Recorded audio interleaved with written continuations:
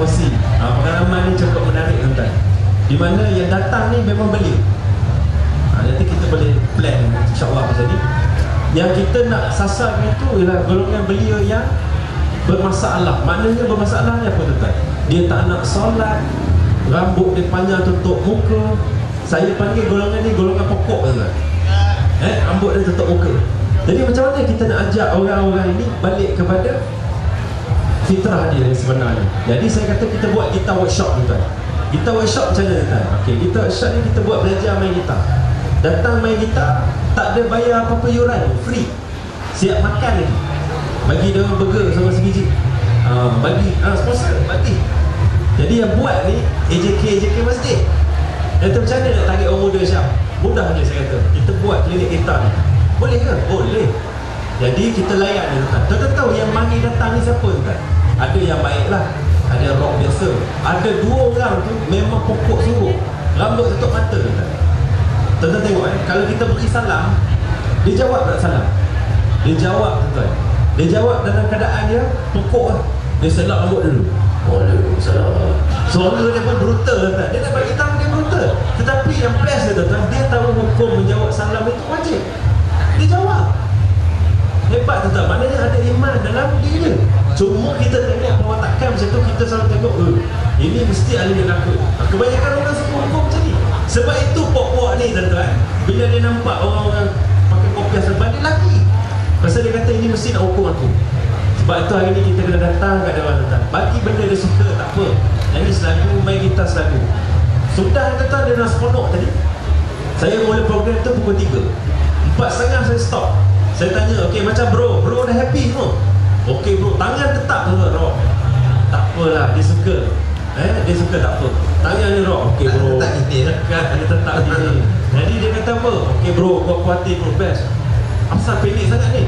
Bukan belum habis lagi. Kita bagi tahu. Lu nak power lagi tak bro? Macam mana bro? Dia nak power. Saya kata lu nak power, lu ikut gua pergi depan bro. Pergi dah bro, lu ikutlah depan dia. Kita ambil uduk dulu bro. Kita solat asar berjamaah tuan.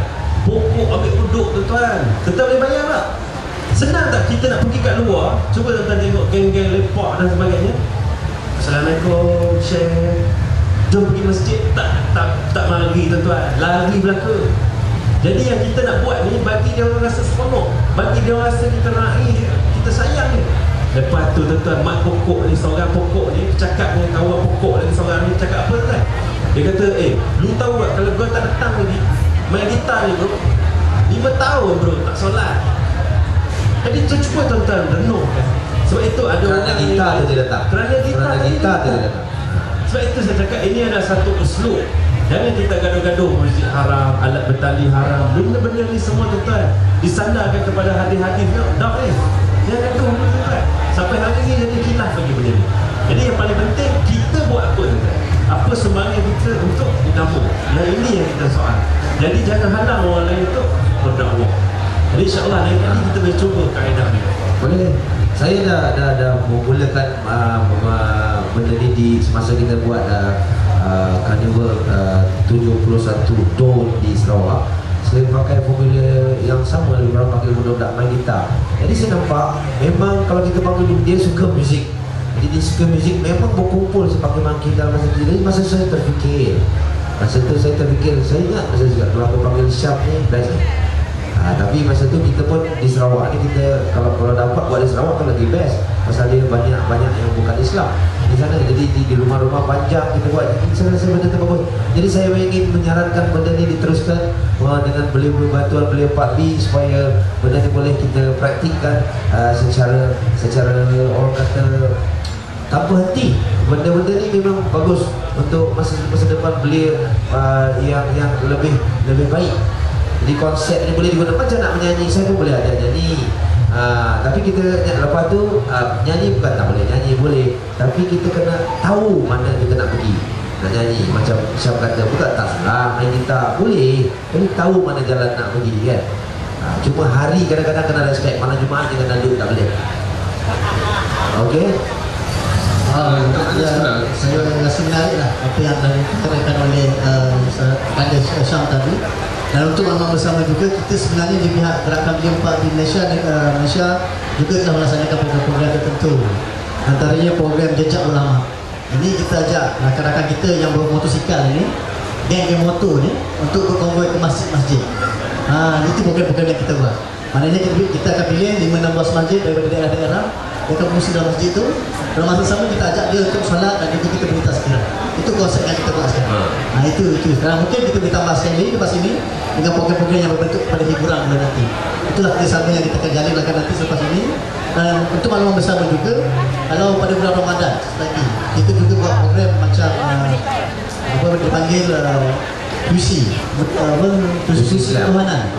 Itu antara program-program baru kita lah. Dan insyaAllah kalau program ini kita dapat teruskan di bulan Ramadan nanti, kita tengoklah masing-masing insyaAllah tazkirah nanti. Kepada Abang Syam ya, kita lihat pada hari ini belia-belia untuk hijrah atau transformasi itu memerlukan sesuatu ikon ataupun memerlukan seseorang untuk memimpin mereka ya. Mereka takkan pergi pada kita, tapi dia akan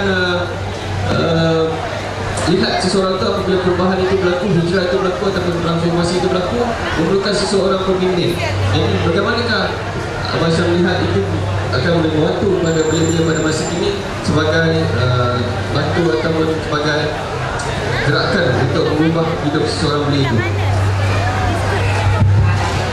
Terima kasih. Sebab itu saya selalu sebut tuan-tuan, saya kata yang kita nak hari ini pertama sekali penyanyi yang beriman. Kalau orang yang beriman nyanyi tuan-tuan, katalah tuan-tuan minat kepada penyanyi A. Penyanyi A ni rock tuan-tuan, rock gila ni. Tapi sebelum start konsert dia tanya, bro dah solat belum? Ini satu benda yang kita harus fikir. Sebab selama ni bila kita cakap rock, saya cakap rock lah sebab saya kira orang tua lah. Zaman ni saya tahu orang muda dia tak minat rock, dia minat K-pop. Jadi K-pop ni saya pun tak apa nak kenal kan. Jadi saya cakap rock ni zaman-zaman saya. Mudah je tuan-tuan. Sebab tu saya ada seorang kawan kita sama-sama sebenarnya. Nama dia Amy Search. Amy Search tuan-tuan, setiap bulan pergi Sabah tuan-tuan, buat konsert. Di Tawau, di KK, Sadakan, macam-macam tempat dia pergi. Dia sebelum dulu hijrah dulu, dia kan macam ada kiwi, macam tu lah ini. Sekarang dia datang Assalamualaikum dulu tuan-tuan. Pertama, dia dah ubah persepsi mak rock ni. Mak rock ni tuan-tuan yang minat pada Amy, yang tak asuk pada Amy, dia ikut tuan-tuan. Kalau Amy kata, bro, dah solat belum? Belum, kita solat sekarang bro. Mak rock ni ikut tuan-tuan. Jadi tuan-tuan tengok satu kebangkitan hari ini apabila Allah SWT bantu kita, ialah diberi ikon-ikon. Contoh saya sebut nama Wardina Safiah, contoh Catriona Ross, yang muslimat, Irma Hasmi. Ni semua orang yang orang minat tuan-tuan. Muslimah yang orang minat, yang satu masa dulu tak tutup aurat, jadi kegilaan ramai lelaki kot. Tapi lah ni semua dah menikah dah. Jadi kita dah tengok, bila dia orang berubah, peminat dia fikir apa tuan? Dia kata kalau dia orang ni boleh berubah, takkan aku ni tak boleh berubah, dia kata. Ni artis tu tuan, macam yang nama-nama saya sebut tadi, dia ada peranan tuan. Sebab itu yang kita nak ni sebenarnya penyanyi yang beriman, pelakon yang beriman, pengarah filem yang beriman, pemuzik yang beriman, semua orang yang beriman. Yang mana orang ini dengan sendirinya, dia tak boleh sebut apa manggil taubat tuan.